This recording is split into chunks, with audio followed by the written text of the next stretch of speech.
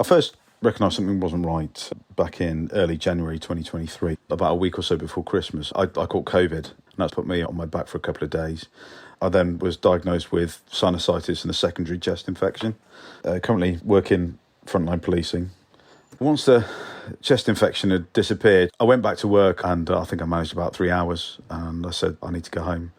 From then on, I was basically off work. The pain itself, there was like a sharp pain going through my nose, the nasal cavity. It's almost like it was warm and cold at the same time. I felt nauseated as well.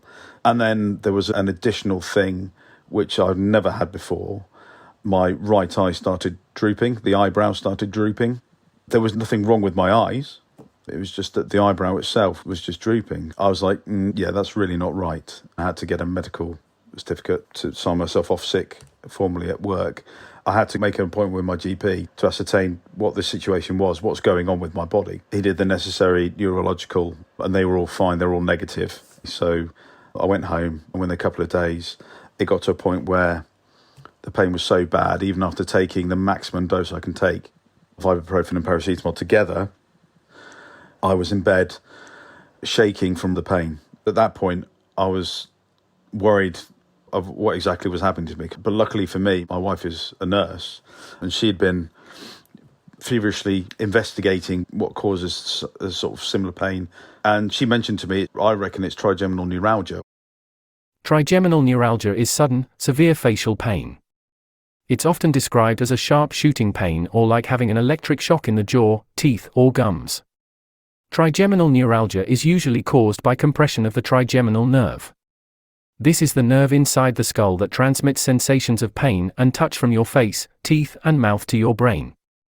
The compression of the trigeminal nerve is usually caused by a nearby blood vessel pressing on part of the nerve inside the skull.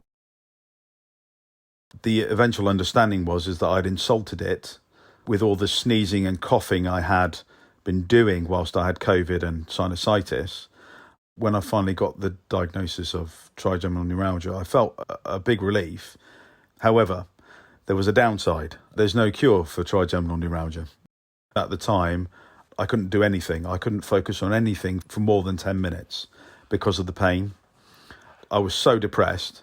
She put me on a course of epilepsy medication. And I asked, does that mean I have epilepsy?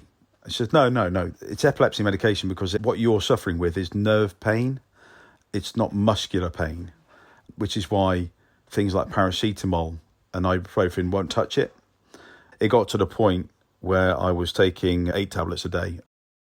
My life at this moment in time is a waiting game, as there's no cure.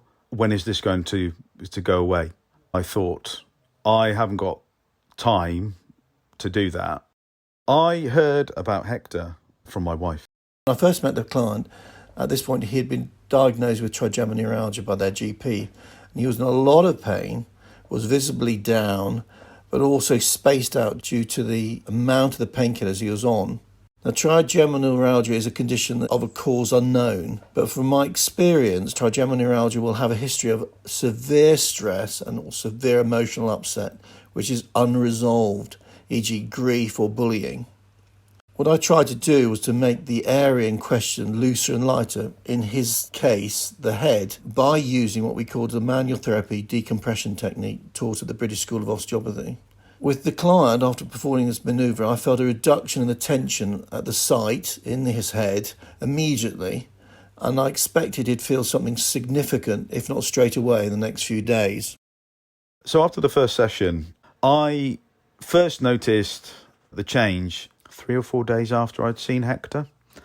I had an incredibly flat day. I can't explain it. It felt like a train had hit me. It felt immensely different afterwards. The next day, there was a bit more of a bounce in my step.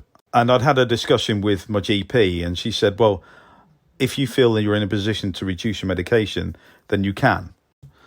At around April, we decided to go on a family holiday. In that week, I managed to reduce my dosage from 8 tablets a day by half. I was able to get in the swimming pool with my daughter. It's a very small thing, but she was asking me to go swimming with her, and I kept saying to her, I don't know if I can. When I finally did it, I felt that something's happened. Something really has happened.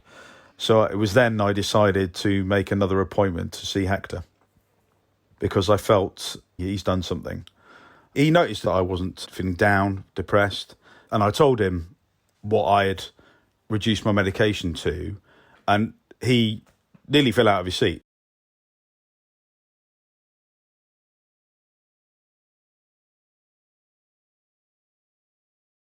Now playing football again, which I couldn't do before.